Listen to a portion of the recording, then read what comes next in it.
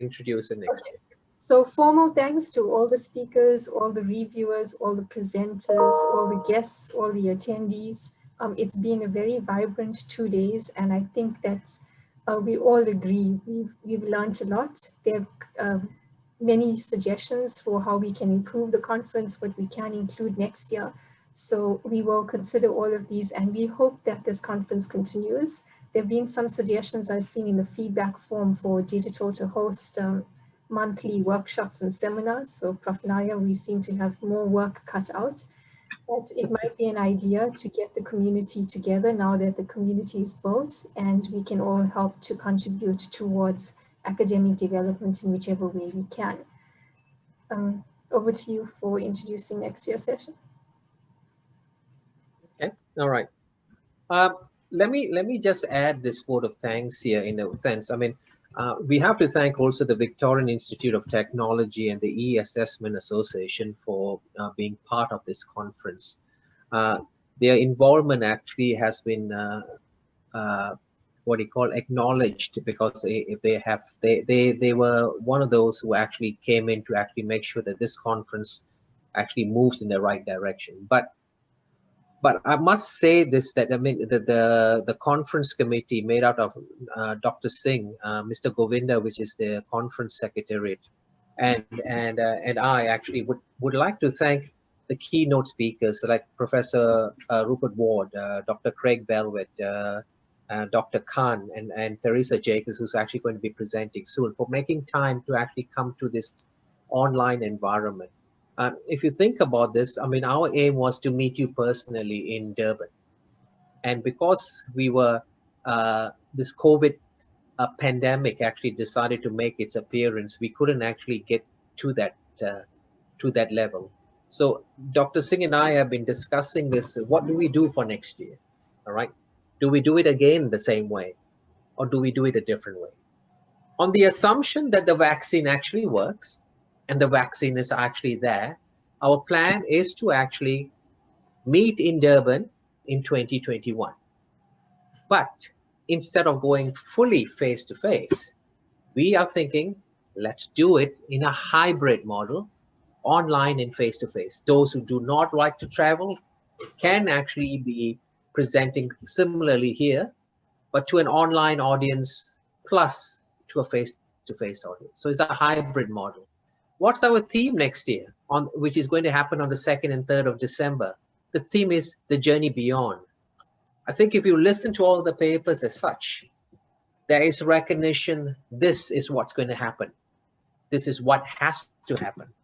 But I think we can use this conference as a stepping stone, all right, to see what else can we do? Where do we go from now?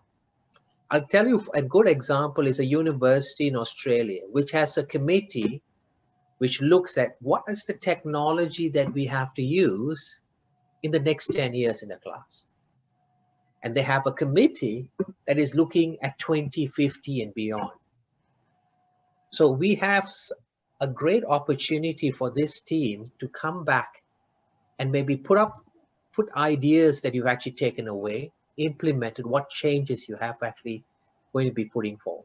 Because we could be using these ideas to plot our journey beyond where we are right now. So Durban is the place, all right? 2nd in December is the time, and the theme, it looks like a Star Trek theme, isn't it? The journey beyond.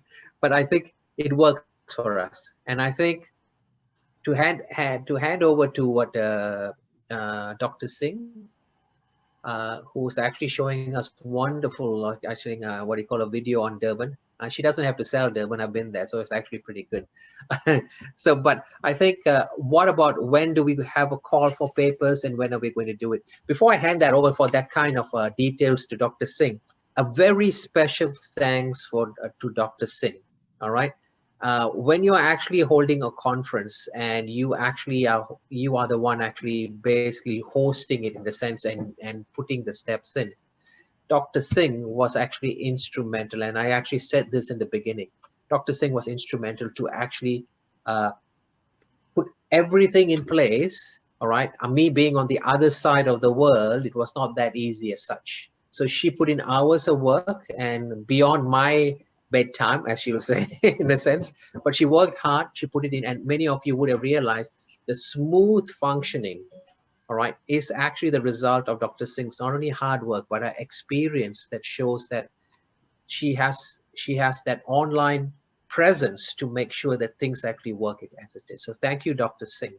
Now, if I hand this to you, back to you, if you can actually explain the intricacies of, in the, what do you call it, the submissions and all that. Okay, well, I think we'll announce the submission process. Thank you, Prof. Nair, for that conclusion. Um, we, we will announce the CFP probably in February next year. That's where the timeline that we have decided. So the call for papers will come out in February, and we probably stick to the same timelines that we have this year. We're hoping to encourage as many full papers as we can and fewer abstracts. And we'll take into consideration the requests for workshops and seminars that came from the previous session and in the feedback forms. So just to let you know where we're heading from here, because I know everybody's hungry and wants to have some lunch, just a very big thank you to everybody who participated. From our side, this conference would not have been possible if we didn't have presenters, if we didn't have reviewers to do the rigorous reviews that, that they conducted, and if we didn't have the excellent keynote speakers that presented.